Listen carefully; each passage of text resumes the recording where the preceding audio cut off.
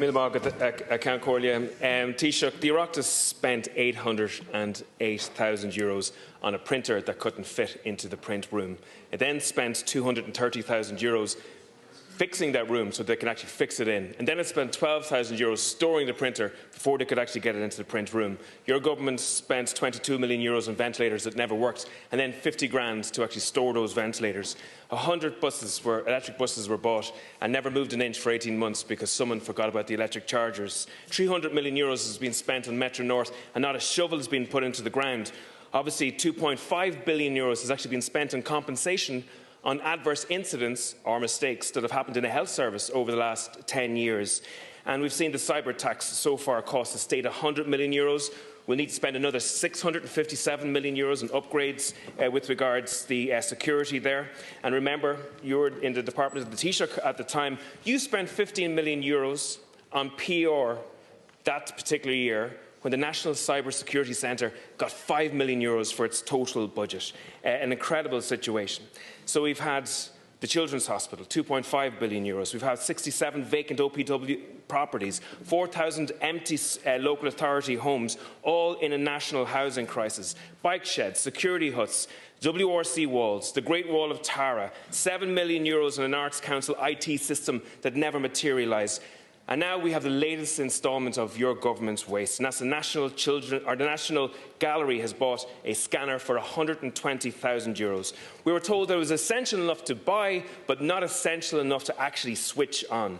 And for 7 years, the National Gallery searched for a room to fit this. Actually, Columbus found the New World faster than the National Gallery actually found a room to fit this particular scanner in. It's absolutely incredible here, Taoiseach. There is a significant pattern. We have citizens to the pin of their collar in terms of the taxes that they're being charged, the charges that they're paying on a daily basis, and yet we have this government who are incinerating their taxpayers' money on a daily basis on projects that are going way over budget, and nobody's been held to account. People are sick and tired of it, Taoiseach. People are furious with this. It's an incredible situation, and there's no doubt now we're going to have a review, that there could be an investigation, that we'll have a blizzard of words, but a drought of any real action, Taoiseach. And this is the real frustration. I'm quite amazed that you've come into this chamber here today and basically outsourced responsibility for government waste. You've basically said it's somebody else's fault. How could the government be held to account in relation to it? Well, it's that culture that you have articulated today that is at the heart of the fiasco factory that your government has become.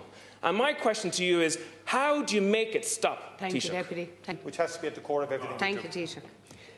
Taoiseach, personal responsibility is the engine of accountability. And you don't have too far to look for where personal responsibility exists.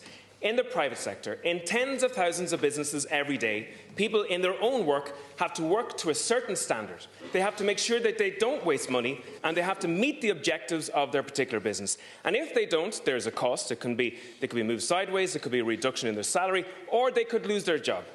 But that cost is a catalyst to actual change in terms of accountability. Now, you have proven beyond shadow of a doubt that you will not accept responsibility. This government could be transformative in terms of accountability. It could actually enforce accountability from the top echelons of the civil service. It could write it into their contracts that they have a responsibility to mind the public purse. You could write it into their contracts that there is an actual financial cost to them, potentially losing their jobs if they don't do their job. You could actually change the situation whereby citizens are not waking up every single morning to this absolute disgusting waste of money that's happening in our country. But you won't. You will spend your time blaming everybody else but yourself. Deputy, your time is up. Thank you.